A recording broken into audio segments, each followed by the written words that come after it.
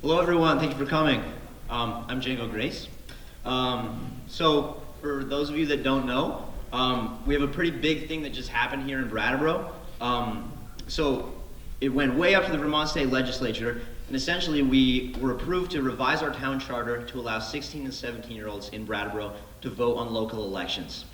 And that is pretty significant. As far as I know, we're the only town on the East Coast that has done that. And there's only a couple towns nationwide that have ever made that step. So it's really big. Yes, please. Thanks in part to the work of these fine people. So changing the charter is only half, that means we're only halfway there. The second part is on us as kids. So the civic engagement and actually going out and voting and getting registered to vote and really getting engaged with these democratic processes, that's on us now. The doors have been open, but what are we going to do? That's our, basically it's up to us. So to get the ball rolling here, we have this awesome trifecta of people here. We're joined by 3 elected officials. They represent several levels of local, state, and federal government. And above all else, from what I've heard, they're interested in hearing about what we have to say, what our concerns are, what we're going to bring to the table as young voters. So in the conversation, don't hold back. These are people who not only are responsible for making legal stuff happen, but they want our part in it too. So to start things off, she's representing the local level of government. Her office has several jobs, among them being central to the function of our town. She's organizing town meeting day and our local elections. Please give it up for our town clerk, Hillary Francis. Next up, on the state level, her office is responsible for a variety of integral functions, including business regulation, administering elections, and aiding local governments. Sarah Copeland Hansis.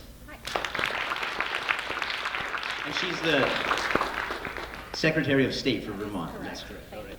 And finally, on the federal level, she's a congresswoman. She serves on the House Judiciary Committee and Budget Committee. Is that correct? Yes, it is. Awesome. She's on over 20 caucuses, including, but not limited to, the Pro-Choice Caucus, the Congressional Equality Caucus, of which she's the co-chair, and my favorite, the Ski and Snowboard Caucus. Also the Maple Syrup Caucus, is that right? That's awesome. She's the first woman and LGBTQ person to represent Vermont at the federal level. Please give it up for Congresswoman Becca Balent. So, without further ado, I mean, the floor is open and yeah, let's see what you guys have to say. Oh, at first, okay. Can you hear me? So I am your lone House member in Congress. And one of the things that I take so seriously is that I am the eyes and ears for Vermonters in Congress. So it's so important to me to come home every week, talk directly to Vermonters, hear directly from them about the work that I do in Congress. And this is one of the most exciting events for me to be able to sit here with folks at the local level, at the state level, and at the federal level, and know that we all care so deeply about this issue, which is making sure that young people vote. And I was in the legislature, along with Sarah, when we first started working on this charter change for Brattleboro, and it didn't get locked in the first time. We had to take another run at it. I don't want to get in the weeds as to why that was.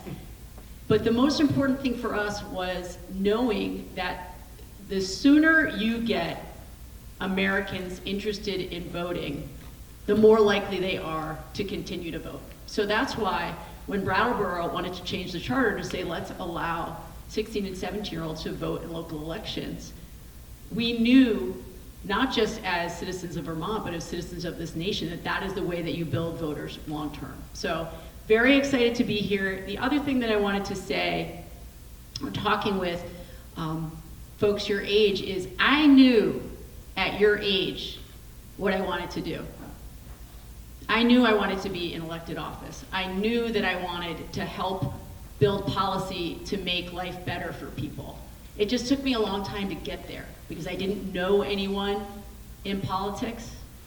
I didn't have direct communication with anyone who represented me. And so I really want to use this as an opportunity to say, if you feel in your heart that public service in that way is something you're interested in, please take full advantage of the fact that you have not just a congresswoman that is here in Vermont that you can talk to, but I live right here in Brattleboro, right down on South Main Street. And I want to be a resource for young people who want to have a life in politics and help make that possible for all of you.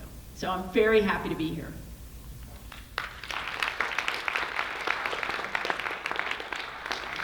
Good afternoon. How is everybody doing today? Oh, I love it. Good energy. Fabulous. Nicely done. So I'm Sarah Copeland-Hansis. I'm your Secretary of State. But before I became Secretary of State, I served 18 years in the Vermont House. And it was my honor and privilege to be the chair of the committee in the House that moved the 16 and 17-year-old charter change through the House process. Our committee was assigned the bill because we were government operations, and that's where charter changes go. But it was a really unique conversation to have because, as we heard at the top of the hour, and as you all may already know, it's unusual for a community to welcome 16 and 17-year-olds to vote. What I thought was really inspiring about what Brattleboro was bringing for a charter change was the fact that it was student-led. And I was talking with folks earlier before the meeting started who said that they were in middle school when this conversation first happened. Do you all remember hearing about this? Does anybody else remember hearing about it when you were, low those many years ago? So we really had to kick the tires on this. We had to look at our Constitution in Vermont and say, is it allowable in our Constitution to welcome 16 and 17-year-olds to vote? And to me, that was a really important part of the task because I wanted to make sure that if we moved this, that we got it all the way across the finish line, because I firmly believe that welcoming young people into decision-making at their community level, which is completely permissible, by the way. We did all of the constitutional scholars and we did all of the research on that to make sure it's completely permissible. But I think it's important for your voices to be a part of this community and a part of leading what Brattleboro does in the future. I want you to also get involved at the state level, and as Representative Balent said, at the federal level. You can call me Becca. As my friend Becca said, she wants you to get involved at each of the levels of government. What I'm hoping, though, is that in engaging with you, and part of this conversation that we're going to have here today, is I want to know what's concerning to you. Because when my office takes on the task of civics and civic engagement and how do we get more people involved in the democratic process, it's not just so that we can say that X percentage of Vermonters vote. It's so that we can say that every Vermonter knows how to petition their government to fix the problem that's too big for them to fix on their own. So later on, I'm going to ask you the question of, what do you see around your community, around your neighborhood, in your state? What do you see that is too big for you to fix, but you think we could fix if we focus on it together? So thank you for coming for this conversation today. I'm really excited about it. And it's a really unique opportunity to hear from 3 levels of government. So we're going to go next to your fabulous town clerk, Hillary Francis.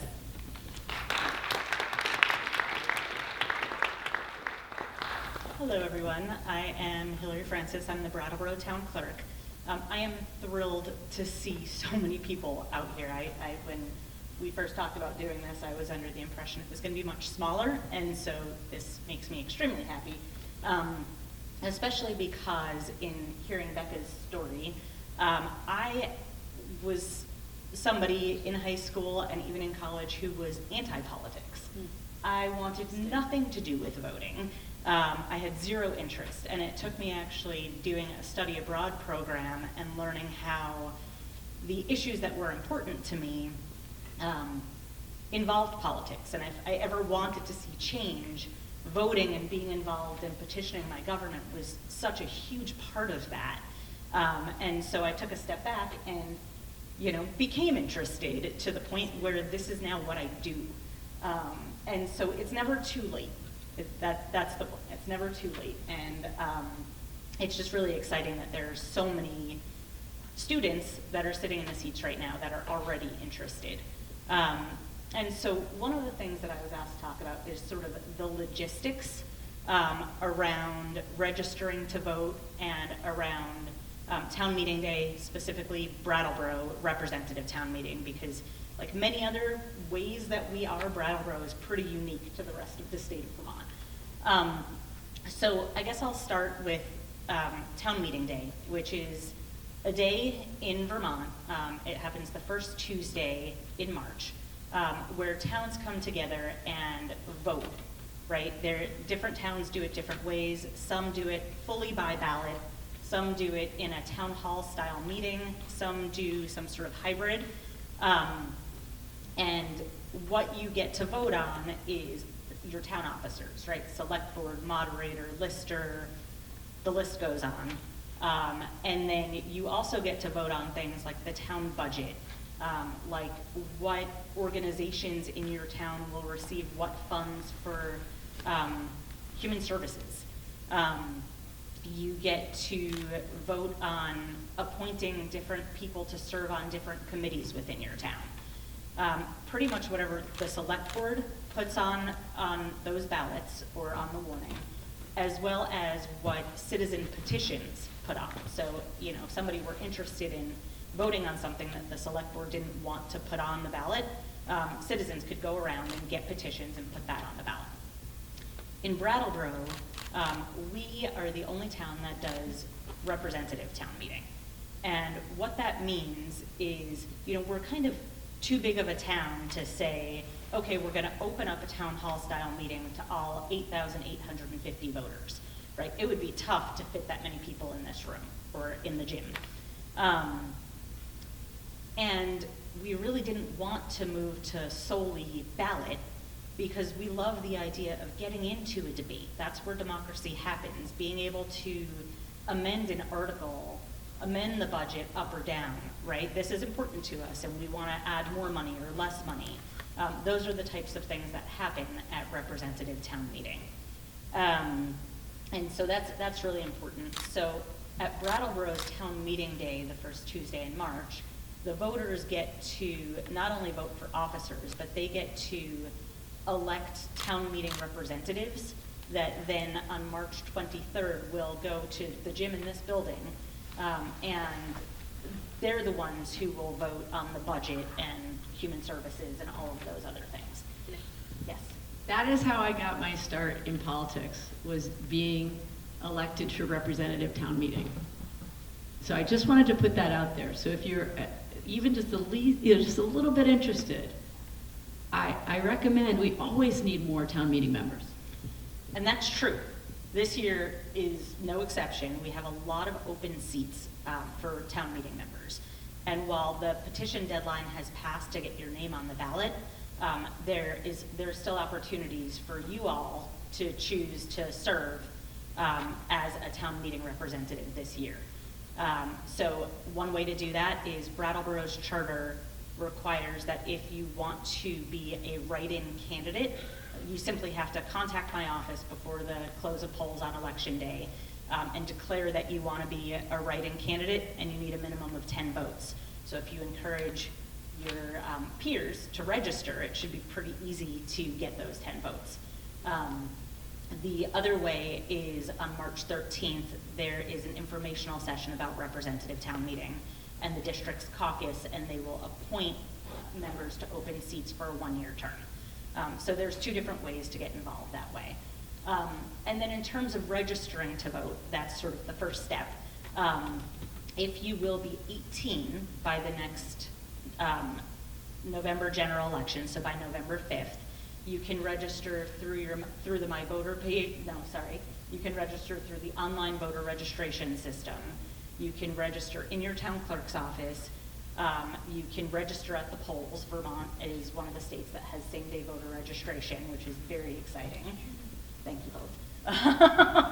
And that started in 2017. If you are 16 or 17 and will not be 18 by November 5th, the only thing that's different is you can't register online. You have to come into the town clerk's office. You can register at the polls. You can do so with a voter registration drive. I have registration forms here. Tessa Anders has some and is planning on doing a voter registration drive here as well. Wednesday in front of the library all day long. If you live in Brattleboro and you're 16 or 17, we will happily register you to vote. Right. Where is the And town clerk's office? the town clerk's office is at 230 Main Street. It's, if you know where the library is, it's at the top of the hill brick building right next door. And we're in Suite 108, always happy to have people come in. And again, you can register at the polls on election day.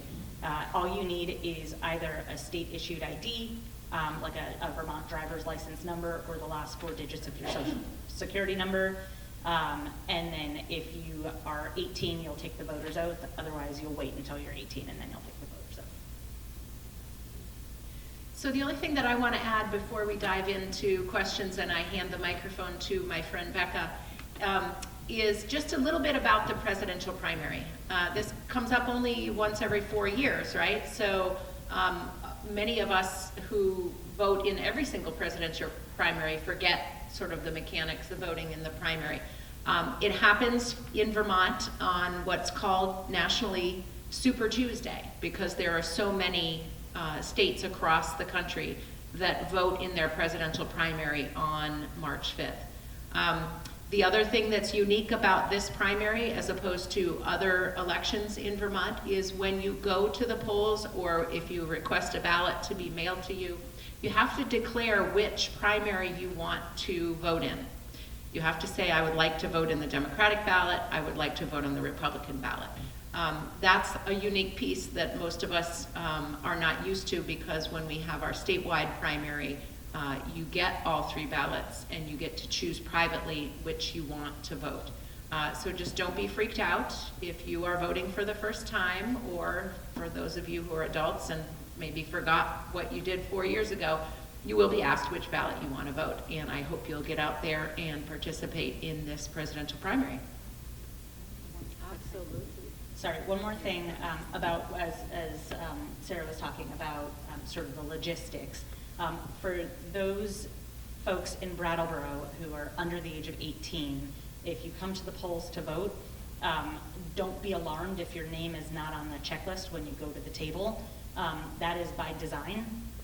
You will go directly to the town clerk's table, and we will give you a form indicating which ballots you are eligible to vote in, and it just sort of helps us keep the integrity of the election since there are so many moving pieces. So I think at this point, what would be great is to just open it up for questions either about this or about anything else. And let's not limit it just to questions. If there are things that are on your mind that you want your state, local, and federal officials to know, this is your opportunity, unfiltered, to tell us what's on your minds. I don't know if we have another mic that can, because we can share a mic if we want to bring a mic out here. Sure. If you would like to speak, I will happily bring the microphone to Someone you. down here, red sweater. Hi, oh my God, so I was wondering what types of issues like you guys personally were focusing now, like in the area or wherever you are, like what kinds of things would that be, like you're mainly focusing on? I'm happy to start. I actually spent the morning and early afternoon in Bellows Falls. Today is the day I kicked off a very big housing bill. I'm asking for a $500 billion investment in housing across the country. I know that I have 2 teenagers, and I know we talk a lot at home about how am I going to be able to stay in Vermont. There is a shortage of housing at all levels, and it's something I worked on in the legislature when I was in the state legislature. And so housing, mental health, reproductive rights, workforce, and always about citizen engagement and how to make it possible to bring to all communities the kinds of ease that we put in place to make it possible for people to easily cast their vote. The things that we've done here in Vermont are something that I want to see in every state. Fabulous. We're so lucky to have her. She's doing such great work for us in Washington, D.C. So in Vermont, the Secretary of State has 4 main divisions, and then I've got these special programs that I'm really focused on. So our 4 main divisions are the Elections Division, where we are tasked with supporting all of our municipal clerks who do the on-the-ground work of conducting our elections. We need to make sure they have the equipment they need, the training they need, the support they need. And then when they report the results, we bring those results together and we certify the outcome of the election. We also have an Office of Professional Regulation. So if you know anybody who is a nurse or an architect or an engineer or a tattoo artist or a cosmetologist, all of those people have to have a certain amount of training in order to be qualified to do that work. And then they have to come to us for a license to do that work. So our Office of Professional Regulation is always looking to make sure that we are streamlining that process so that it isn't a delay on our end that's standing between someone and their ability to go and earn a paycheck and do that work.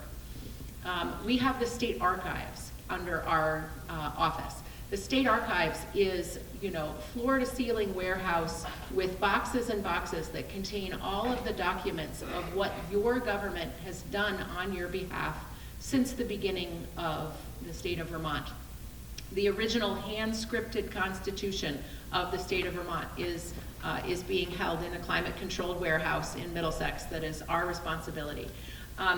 That's part of state government is something that many people don't know about, but it is key to living in a democracy that you have the ability to look back and see the decisions that were made by people who sat in all of these seats long before any of us were alive, right? You can look back and see why your government made the decisions that it did, and you can do that by doing research at our Vermont State Archives.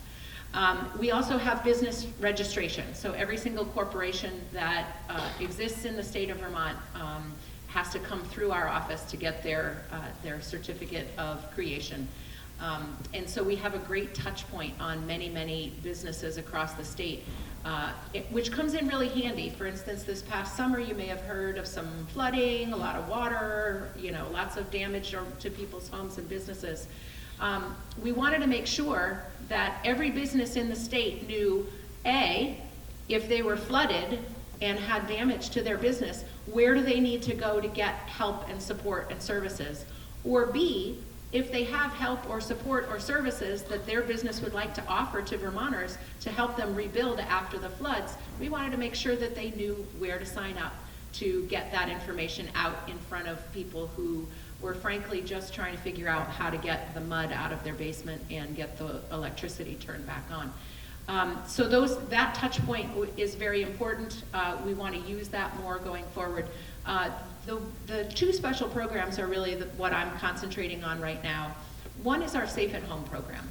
So this is a program that offers you a way for Vermonters to keep their physical address secure and private if they were a victim of stalking, domestic violence, human trafficking.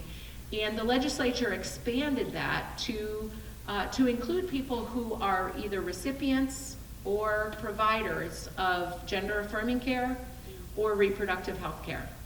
Because we have seen from across the country what certain people will do to harass folks that they don't agree with. And so we wanted to make sure that healthcare providers and people receiving healthcare have a way of keeping their physical address safe and secure. So the Safe at Home program basically means that your mail comes to our office and only we know where you actually live, where you actually receive mail.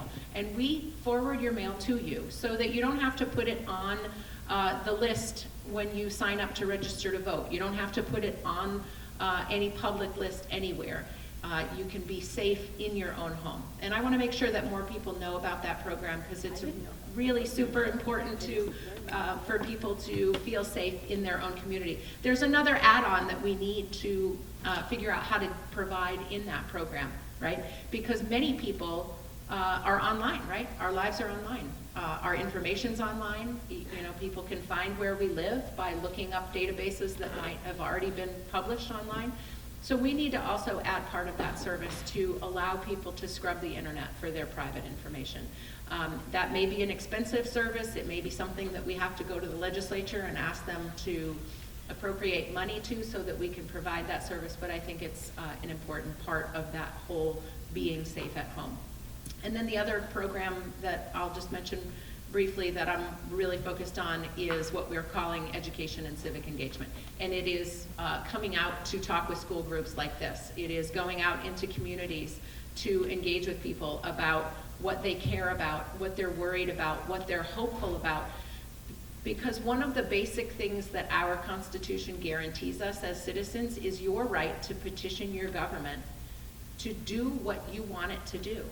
And I want to make sure that everybody in Vermont knows how to make that happen. So we'll talk more about it later, but I have the Freedom and Unity comic book up here, which is the Guide to Civics and Democracy in Vermont.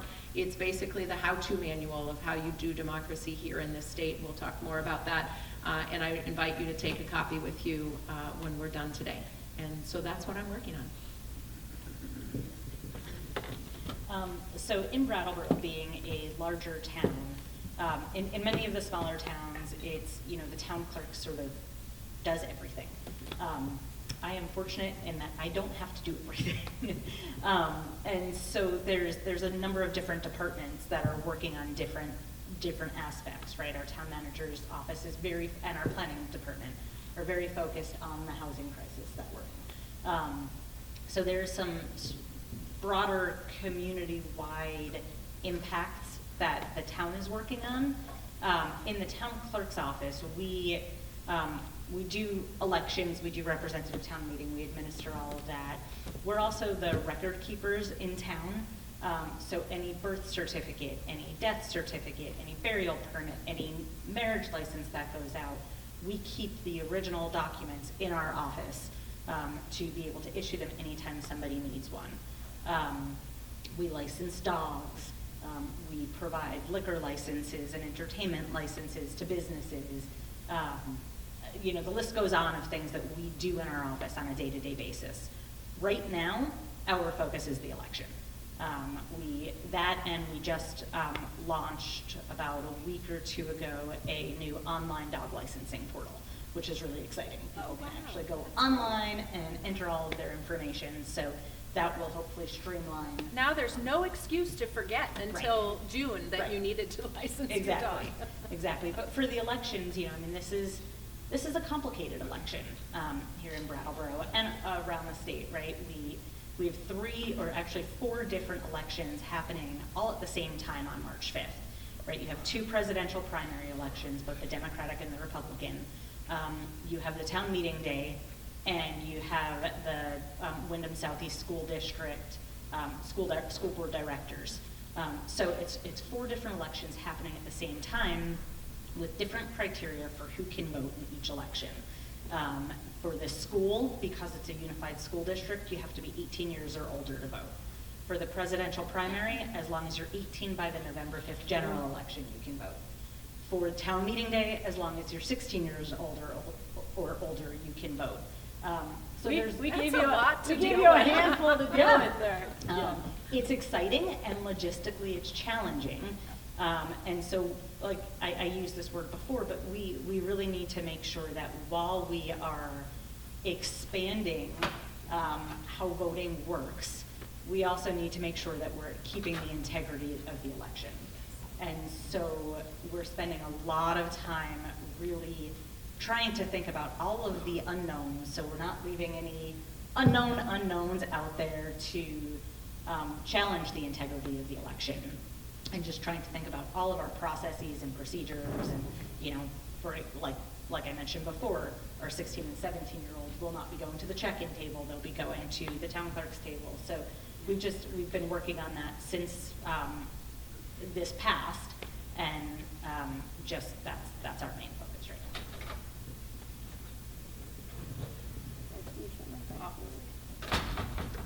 And then in the back right after this. Hello. Hi. So is there any like goals that you guys are working on or wanting to work on that relates to essentially the conversation? Can you say that one more time? Is there any goals that you guys are working on or planning on to work on that relates to what you guys were talking about from the beginning to now? So I know for me, one of the things that I'm always focused on is how do you increase engagement generally with politics? Because what I hear from every corner of Vermont right now is that people are exhausted from the pandemic and everything that has come after that. They are tired of the partisanship, and they turn on cable news. You got people screaming at each other. People are tired of being shoved into one algorithm or another and feeling like they don't understand a broad perspective. And so one of the things that I talk about with my team, and actually over here, Elena, do you want to just, so Elena works on communications for my congressional office, and this is a challenge because we know only a small percentage of Americans right now are watching the news. A small percentage are engaging with newspapers of any kind, and a huge swath of the electorate is only getting their news from TikTok and YouTube. And how do we have meaningful, substantive conversations around voting and around engagement when the traditional platforms of how you engage voters have changed dramatically in the last 5 years? And in Vermont, it's challenging too because a huge swath of the electorate is much older. And they are still reading newspapers, and they are still reading direct mail that we send to their homes. But there is no one medium that you can use right now to engage voters that will hit all the different groups of people. And I think the scariest thing for me is the number of people who have just completely checked out. And I don't blame them. I really don't. This is my life. Like, I know how bad it is because I am in the middle of those sometimes really dysfunctional screaming fits in Congress. But I also know if we disengage, we become much more cynical and hopeless and despairing. And then in that, we lose our creativity and our capacity to solve problems. And I'm really interested in solving problems. That's why I do the work that I do. But that is a huge challenge for us in this work. So former Governor Madeline Kunin once said that if you are not at the table, then you're probably on the menu. Let that sink in for a minute, right? So what that is saying, what you should internalize with that is that if you are not in the places where the decisions are being made or going to the voting booth to elect the people who will do the things that you think are important, you're going to get eaten for lunch. If there's something about the horizon that you think is not looking as sunny and rosy as you'd like it to, maybe you're concerned about climate change, maybe you're concerned about gun violence or substance abuse, these are all issues that you should be engaging with your peers on, and then engaging with candidates for elected office and asking them what their beliefs are, what their action plan is, just like you're asking us, what are you going to do, right? And so I want to make that easier, because as Secretary of State, we're in charge of making sure that the elections run functionally and in charge of supporting your town clerks who have to, make sure that they're following each and every step along the way to maintain the integrity of those elections. But as Becca said, if people are disenchanted because all they ever see is what the social media algorithm feeds them, or they don't have an opportunity to see beyond the folks who are just yelling at each other on some talk show on TV, it's really hard to figure out how to vote, how to engage, what to do. So my office is focusing on making sure that people understand how to get involved. So for the November election, and how many of you in this room will be 18 by November of this year? Fabulous. All of y'all are gonna vote in the presidential primary, right? But all of you all can vote then in the presidential election, right? When you get your ballot for the 2024 presidential election, I want you to also get a voter guide. And a voter guide is going to have a list of all of the offices that we're voting and a definition of what they are, because if you don't know what the Secretary of State does, how do you know who would be good at that job, right? So we need to explain what the office is, and then each of the candidates are going to provide their contact information, their website, their social media handles. Oh, by the way, look me up on Instagram. She's there too, right? Oh, you bet. Follow us, you'll be able to find more tips on how to stay involved. But candidates are going to provide information on how to contact them and how to understand what they will do once elected. And I think that that's a really important project for empowering voters to be able to petition your government to solve what you need them to solve. So I think this is an interesting question about goals, because after I decided to no longer be anti-politics and actually register to vote and get involved, I dove head first. I went all in. And prior to becoming town clerk 7 years ago, my background is in nonprofit advocacy and organizing. And so I was constantly working on elections. I was constantly doing get out the vote campaigns, knocking on doors, making phone calls. I was living and breathing that side of it. And it's actually one of the reasons why, the main reason why I wanted to become town clerk was to work on this side of the elections, right? One of the first things that I got involved in, none of you would have been old enough to vote at the time, but it used to be that elections took place in the municipal center, other than presidential elections. And sometimes they took place in this building, sometimes they took place at the VFW, sometimes they took place at the American Legion. And we were constantly having to put signs up at all of those different locations. And imagine you're somebody who doesn't have a vehicle, right? And you want to vote, and you come here and you find out it's not here. And then you have to make your way all the way to the VFW to vote, and it's not there either. And then you have to get downtown, right? So one of the first things that I wanted to do was, how can we have a consistent location for the next 10 years for all regularly scheduled elections? And we worked with the American Legion in Brattleboro to have them commit to 10 years of voting there for every regularly scheduled election. So it is a lot of, how can we make voting accessible and easy for anybody who's eligible to vote? And that really is our main goal. It's interesting with my background being, doing get out the vote and supporting particular candidates or particular issues.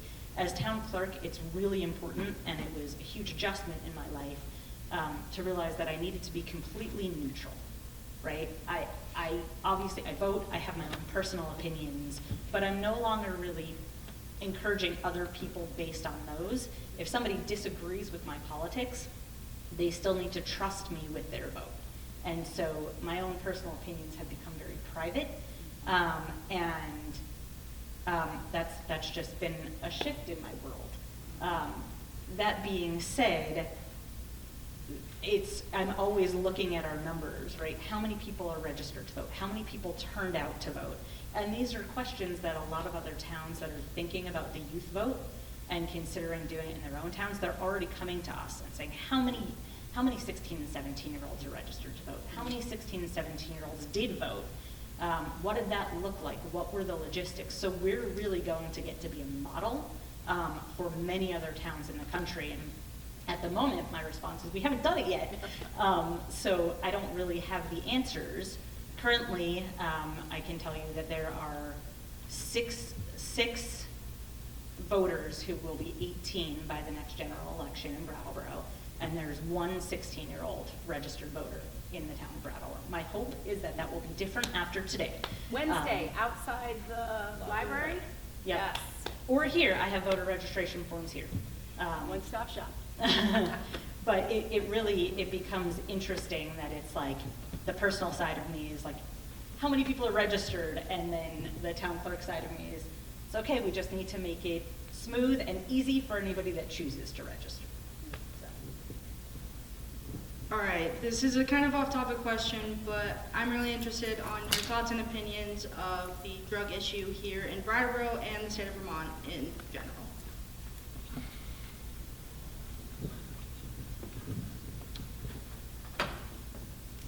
So I taught in 4 different public schools in Vermont before I was in politics. I was a teacher. And the number of former students that I've talked to who have lost friends, family members, it's soul crushing. So the human toll in this state is absolutely devastating. And I know Brattleboro's been really hard hit. A couple weeks ago, I had the opportunity to meet with first responders in Burlington. They're also dealing with a real mental health and substance use crisis in Burlington. And I worry that we as a state are losing our compassion, and we're becoming inured to the suffering. And what I always try to convey to constituents is it's touching so many families. Just because you don't know that it's out there doesn't mean that it's not there. And we have to make the connection between education, housing in particular, making sure we increase the amount of people who are able to do drug counseling and mental health counseling. This is some of the most important work that we can do for your generation. And it's gonna take moving a lot of different levers to make progress here. But I would love to know from you, if you're willing to share, what are you seeing? What are you hearing? How is it touching your lives as young people? I know that I have 2 teenagers at home. We talk about it. And so as much as you or anyone else is willing to share with us and put stories to what I know from talking to constituents, I would love to hear them, because it's a huge issue that some Vermonters have not yet been willing to accept, that this is a real problem in our state. I mean, I have a few stories from past years in Minnesota. We had 2 overdoses in Minnesota. It was very devastating for a lot of us. Absolutely.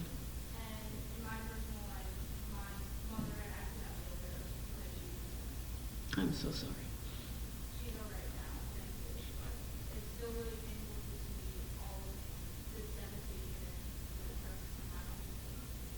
Yes, and so one of the things, I was at a meeting last week in Washington D.C. with, I'm also on the mental health and substance use disorder caucus. I mean, this is how we organize ourselves around issues that are of concern to us personally. I was at a meeting and we talked about one of the ways in which we can really help address this issue, specifically in rural areas like Vermont, is getting more providers who are able to prescribe methadone and buprenorphine, 2 methods for people to get into treatment. And we have to continue to work on the stigma of talking about it openly, understanding that people sometimes have to go through several rounds of treatment in order to get on the other side. And that's not a moral failing, that's not a personal failing. There are drug companies that have made a tremendous amount of money off of opioid addiction. And so I bet you can hear it in my voice how much this keeps me up at night, and how much I see in the faces of my constituents who come and talk to me about their sons and daughters and nieces and nephews, or their employees that they want to help, but we need more federal resources on this front. And so if any of you have more thoughts on what we could be doing on this issue, specifically geared at your age. I've got other members of my staff here. David Scher is my district director here in Vermont. He communicates a lot with my team in Vermont, my team in DC about policy changes. So I really appreciate the question, and it is definitely something that is very concerning to me in my office, and I know I have a lot of partners in Congress that are deeply concerned about this. I brought it up in my budget committee hearing the other day, because I know it doesn't matter what congressional district you're in, you are being impacted by this issue. So can we please cut across the partisan divide that we have all the time? This is about saving lives, and most specifically, young people's lives. So thank you for bringing that up. I don't know if either of you have other things you want to say. It's a great question. It's an issue that while we've been talking about it more openly in Vermont than maybe in many other places, because a decade ago, Governor Shumlin, took the step of actually making the focus of his State of the State address about opiate addiction and substance abuse. We still haven't invested to the levels that we need to in order to fix this problem. I was a teacher as well, like Becca, and I taught middle school science. And when I went into the legislature and wasn't teaching anymore, I still wanted a way to stay connected to young people. So I signed up to be the science teacher at a local substance abuse facility. So I would go in every Monday, work on science lessons with the students who were there in treatment. And then on Tuesday through Friday, I'd go to the legislature and do my job there. But so many times, from one week to the next, I would come in to find a completely different group of young people in front of me. And I don't know how much details you all know about how to kick substance abuse, but these are extremely powerful chemicals that communicate with your brain in a way that makes it really hard to turn off. And 1 week is not enough time for a young person to make their way through addiction and into recovery. But for so many of these kids, their insurance would only pay for 2 weeks of treatment. Or maybe they were on Dr. Dinosaur, and Dr. Dinosaur hadn't approved them to stay longer. It is very disheartening, the extent to which the science of addiction and recovery has not yet been able to communicate with the people who write the budgets and the policymakers who set the policies on how we're going to fund these. And to me, this is one of the biggest issues that we need to solve together. Because if you are suffering from substance use disorder, you don't have the ability to fix that by yourself. This is not a bootstrap kind of a problem. This is, we need to help each other. And so I would echo what Becca said, and we're going to have a little bit of time, after we're done here. If you have thoughts on what we should be doing in your cohort with your peers as a state, please don't hesitate to come up and give us your thoughts. And one other thing I want to say. So I am your House member in Congress. You have two senators, Senator Bernie Sanders and Senator Peter Welch. And we all, the three of us, talk about mental health and connection and the crisis of loneliness and how it relates to substance use disorder. And the three of us have talked to our staffs about some of the work that we have to do in Vermont is giving people the opportunity to get reconnected within their communities. And that's what I hear a lot. I was just doing an event up at a high school farther north in Vermont, and a lot of the students said, we need more opportunities for us to connect on ideas and policies and ideas that light us up, that give us some meaning and some purpose and some vision in our lives. And I take that really seriously. So I hope you will not take this as just lip service that we're giving you here. Like, we are in public service because we care deeply about our communities and about our constituents, and we need together collectively to think about how how to solve this problem. So I really appreciate the question. And I don't know how much time we have, so. Oh, got a question here? So you have 20 minutes total until the school day ends. Okay, I see. Did I know? Red's So question. Angelo's been waiting, Eason, and then Oh, I'll yep. come to you next. Great. Hi. Is there going to be a autism awareness issue as well? Really, really appreciate that. One of my own children is on the autism spectrum, and it is incredibly important to me that all of the work that we do to connect young people involves folks who are neurodiverse. It has to be part of the work that we do, and I'm so glad that you mentioned that. It is a particular interest to me, not just as a parent, but as a former teacher. And so, again, I would love if you're willing to share afterwards with my staff how we can do better, specifically at the federal level, in raising up the voices of folks with autism, but also how do we build policy that really addresses your needs and concerns. So I didn't appreciate this when I was your age, but the more I become aware, and I think the more the science catches up with the reality of how human beings are different across the spectrum of different human beings, the more I realize that all brains are beautiful, right? All ways of seeing the world and interacting with the world are beautiful and need to be valued. And we need to hold space for people who interact differently, however that means across the spectrum. And so I thank you for bringing it up. I think it's an important point, and I also think that there are more things that we need to do to recognize that you know, while some people are totally comfortable, you know, being first to raise their hand and ask a question in a group, other people might not be.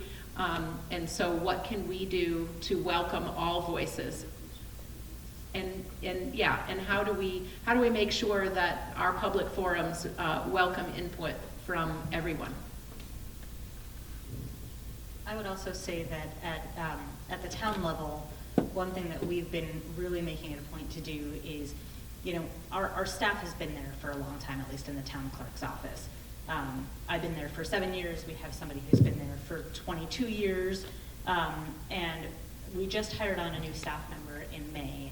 And we're really focusing on any information that we put out, any media releases, any brochures that we create, any type of communication is being looked at with an eye for, is this easy to understand, right? For lots of different brains of all different kinds, whether you're coming in with English as a second language, right? I mean, we use the word like, oh, we need to post this warning, right? Most people don't know what that means. It sounds scary. A warning is like, right? And so how do we use language that most people can understand and is just easier to digest and understand what you're reading? So that's been a very intentional effort on our part to look at all of our communications and try and make sure that they're more accessible. Hello, my name's Eason, and I was wondering, what are your thoughts on all like the misinformation coming from social media? Because I feel like it's becoming more compelling with some people like using like devices like deep fakes, and like, could you just tell me how you're combating it? I just had a session that we did in Congress last week on deep fakes and how much potential there is in AI, but in terms of politics, how many scary aspects of artificial intelligence there are. And I'm gonna be really honest with you, we're playing whack-a-mole right now. We really are. And the AI that we are seeing right now, the capabilities are beyond what Congress really imagined even just a few years ago. And so we're playing catch up. And the good thing is that right now you have people in Congress who understand newly what the stakes are, and we understand that this is work that we can't do without big tech working with us and not fighting us on these issues. And so that is some of the work that I'm doing in the Judiciary Committee as we try to take on some of the worst actors in terms of social media companies that know that they are spewing misinformation, disinformation, allowing it to go around the world before, you know, the truth has had, Mark Twain said, before the truth has had the opportunity to put its boots on. That's what we're dealing with right now. And I worry about it a lot as a politician who, you can download an app on your phone right now to make a deep fake. So somebody could take my image and my voice and put something, a statement out. I'm not asking you to do this, okay? Let's be clear here. But can put it out as coming from my office, and before I even have a chance to disabuse, you know, people of the idea that that's me, it's too late. It's already around the world. And so, you know, we're very concerned in Congress right now about how to get a handle on this, but we're playing catch up. What do you see? Like, I know when I was up at a high school just a few weeks ago, they said, we know, these were high school students who said, we know we're being manipulated by big tech. We know that we're addicted to dopamine. We know we're staying on our phones many more hours than we should. We try to put them away, but we can't. And our parents tell us we should put them away, but we see our parents just as addicted as we are. And that's the reality of what we're all dealing with. So I'd love to know, like, what are your concerns specifically around this? How is it showing up in your world? So probably I'd say in my role, I think it's interesting that they brought up with the parents. I do completely agree with everything you just said.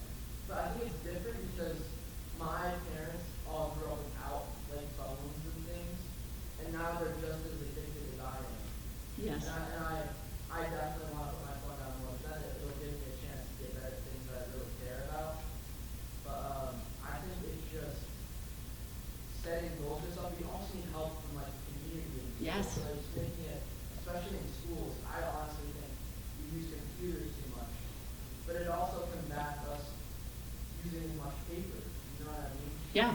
So Everything has a trade-off, right?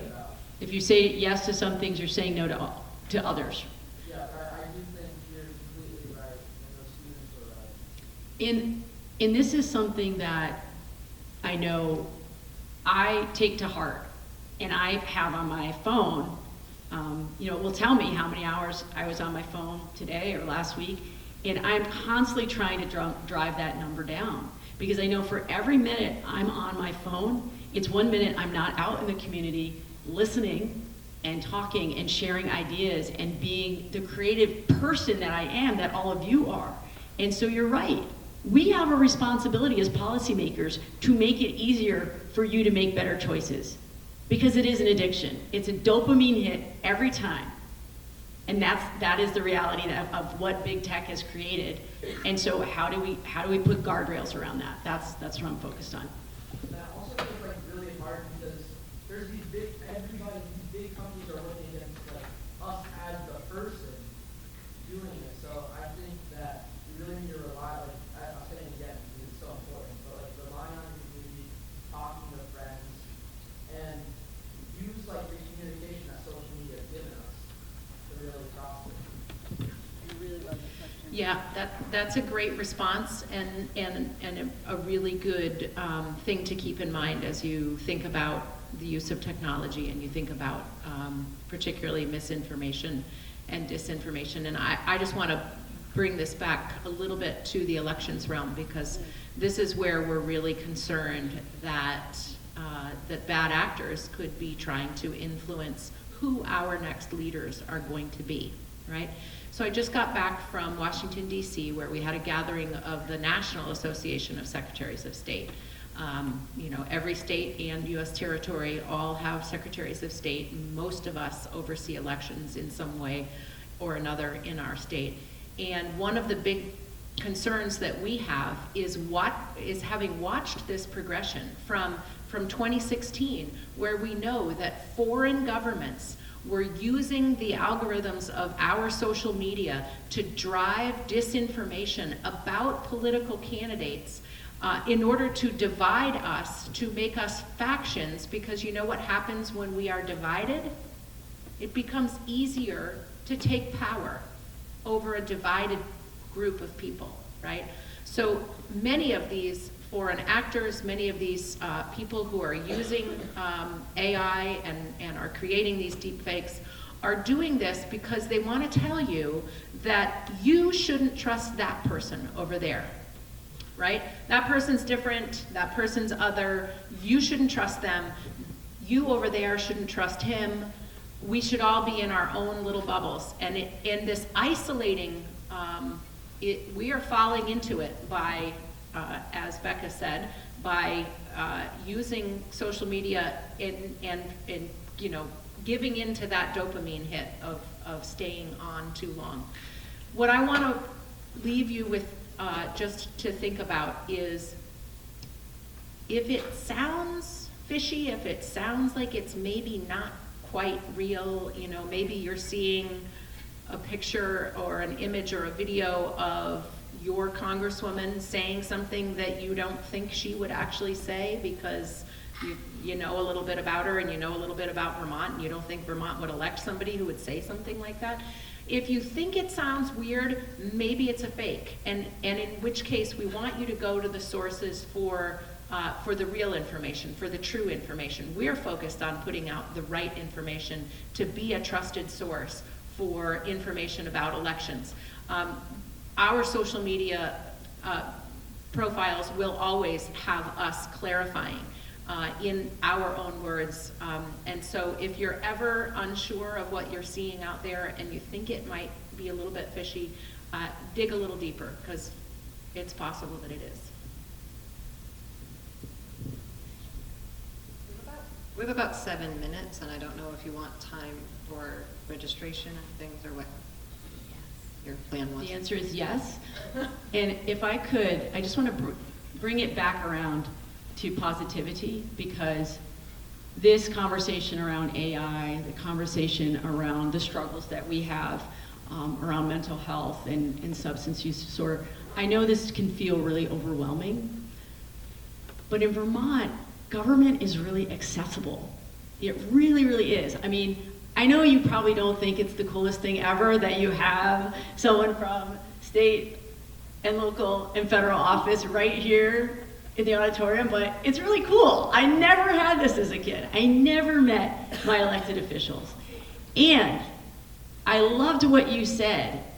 What is your name? Eason. Okay, got it. This is my bad ear. It is my bad ear. Eason, what you said was so important, which is we have to help each other. I'll say again, so many people are struggling with cynicism and frustration and fear and anger in the sense that things aren't going to get better. We make it better. We are the ones we've been waiting for. Truly.